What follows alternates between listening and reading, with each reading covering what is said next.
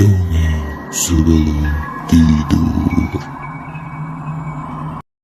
Assalamualaikum warahmatullahi wabarakatuh. Terima kasih sudah mengklik video ini. Tanpa membuang waktu kalian, saya akan bercerita tentang sebuah kosan horor lagi. Oke, ini datangnya dari Intan. Nah, disclaimer dulu, kenapa sebenarnya nih ya, semua video saya itu banyak nama-nama nggak asli, karena ceritanya tuh nyata, maksudnya cerita nyata, bukan cerita karangan. Jadi kalau bawa nama aslinya dia, itu takutnya ada pihak-pihak yang nggak terima gitu.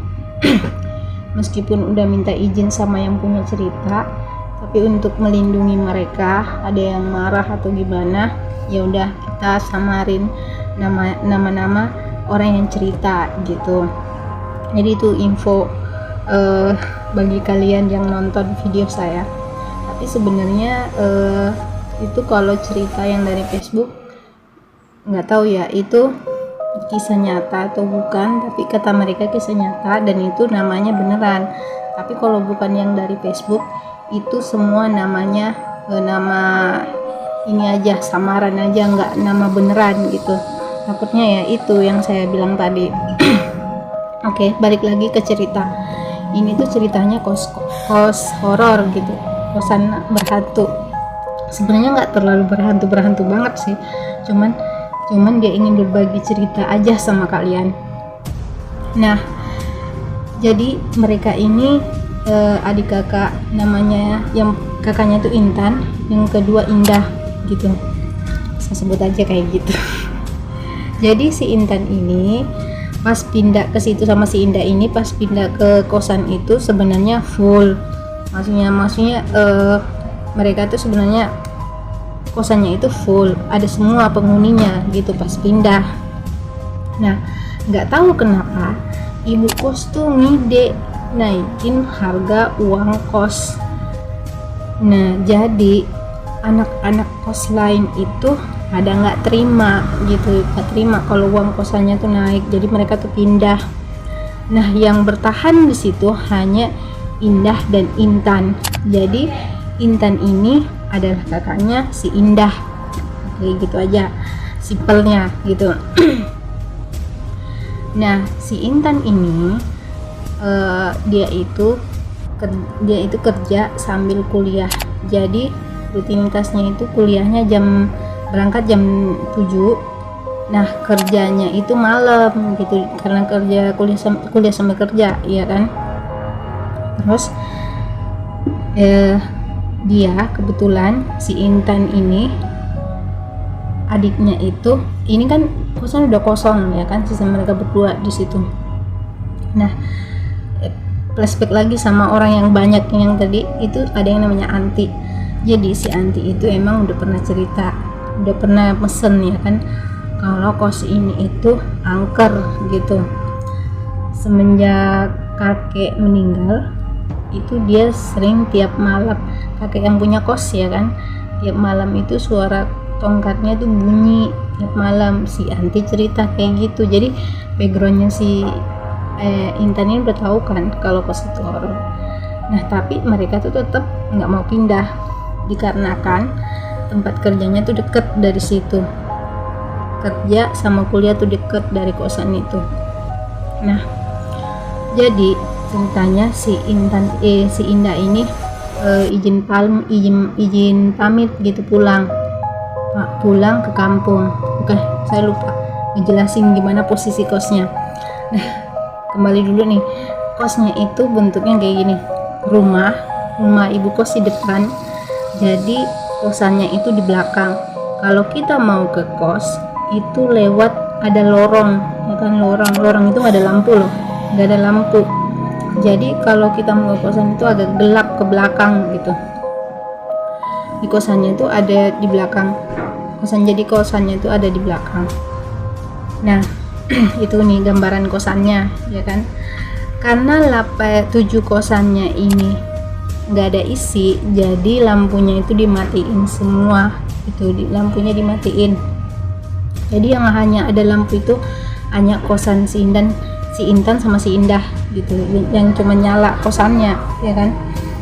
Nah jadi kembali lagi sama si Indah yang pamit ke pulang kampung gitu. Jadi si Intan doang yang jadi suatu ketika si Intan nih pulang kerja, dia tuh nggak tahu kenapa, padahal nggak biasanya seperti itu, udah sering dia lakuin ya kan, pulang kerja, pulang kuliah kerja gitu udah sering, tapi nggak tahu kenapa ketika itu dia ngerasa capek pas pulang kerja. Jadi dia tanpa ganti baju, tanpa ngapa-ngapain gitu, langsung rebahan gitu. Nah rebahan, tiba-tiba dia ngelihat ada perempuan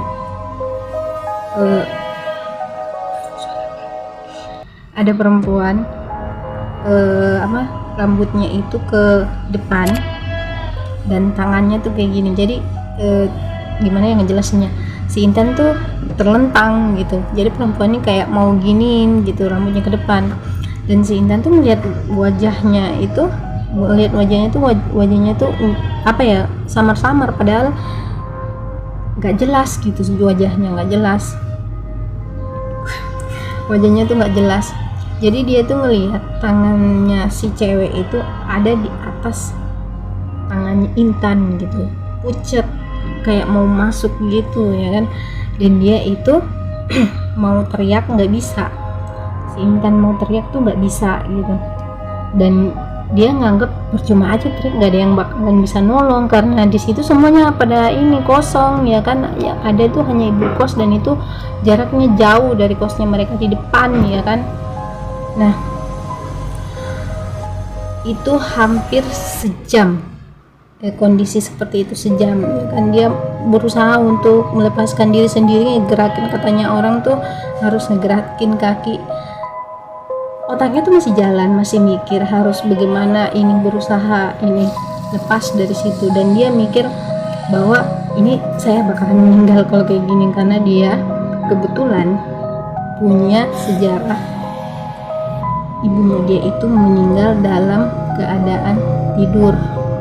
Iya tidur, nggak sakit nggak apa, dia meninggal. Jadi dia mikirnya kayak gitu, si Intan kayak gitu, oh enggak nih saya bakalan meninggal di sini kalau nggak bisa bebas gitu.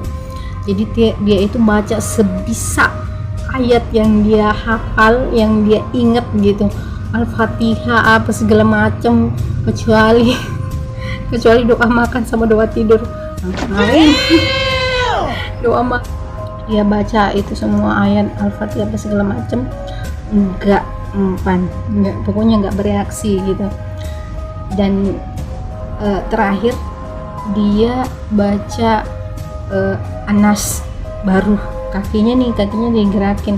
Nah si cewek ini bersama orang yang hitam tinggi di sampingnya situ ya kan. Dia kebangun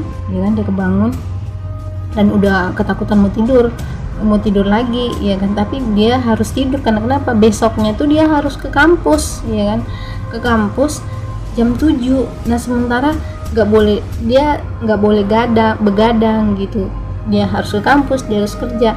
Ya udah pas itu bangun ya kan, dia udah takut tidur kembali ya kan. Tapi karena kondisi seperti itu, dia mau ke kampus dan mau kerja lagi, dia mikirnya kayak gitu. Yaudah dia paksain tidur lagi dengan cuci muka, bersih maksudnya. Kebetulan dia kan pas pulang kerja kemarin tadi kan nggak ada bersih gitu. Nah jadi dia pas itu pokoknya dia bersih dan balik tidur lagi. Setelah balik tidur lagi dan kejadian lagi itu sampai 3 kali, dan apa yang dia buat sampai dia lepas itu ketiga kalinya kayak dia ulang-ulangin terus gitu sampai 3 kali gitu. Nah akhirnya dia nyerah sampai sholat subuh. Itu sebenarnya semalaman dia nggak bisa tidur gara-gara 3 kali seperti itu. Jadi skip aja cerita itu. Nah adiknya nih datang, dia cerita sama adiknya itu, dia cerita ya kan, si Intan cerita sama si Indah Katanya saya habis ini melihat perempuan, tapi saya nggak tahu itu mimpi atau gimana gitu. Nah, si Indah cerita, saya juga ngelihat perempuan kok di situ. Dia nunjukkan di kamar yang pojok. Nah, pas lagi cerita, tiba-tiba ada yang ngetok pintu. Karena si basicnya si Intan ini berani, ya kan, dibukalah sama dia. Pas dibuka, gak ada orang. Si Indah nanya, itu siapa kak? Gak ada orang. Ngomong gitu sama si Indah. Ya udah kita tidur yuk. Takutnya itu adalah pencuri atau rampok, ya kan? Karena mereka berdua di belakang. Takutnya kayak gitu. Si Intan ini lebih takut itu sebenarnya. Tapi si pikirannya si Indah ini beda. Di pikirannya tuh perempuan yang itu yang mereka ceritain ngetok pintu sampai berkali-kali gitu.